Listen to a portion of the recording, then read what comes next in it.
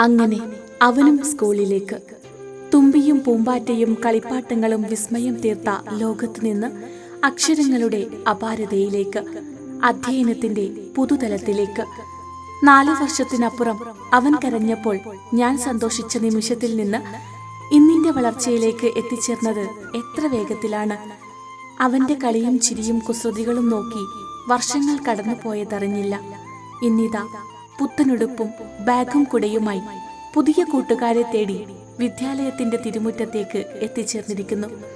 അച്ചമ്മയുടെ അനുഗ്രഹവും വാങ്ങി അച്ഛനെയും അമ്മമ്മയെയും ഫോണിൽ വിളിച്ച് സംസാരിച്ച് പ്രവേശനോത്സവത്തിലേക്ക്. പറഞ്ഞറിയിക്കാനാകാത്ത അമ്മ മനസ്സിന്റെ അനുഭൂതിയോ ആനന്ദത്തിന്റെ നിർവികാരമോ എന്താണെന്നറിയില്ല. എങ്കിലും അല്പനേരത്തേക്കുള്ള ഈ വിട്ടുനിൽക്കൽ അനിവാര്യമാണ്. ജീവിതത്തിന്റെ പുതിയ വഴിത്തിരിവിൽ അവൻ വളരട്ടെ, നാളെയുടെ നല്ല വാഗ്ദാനമായി.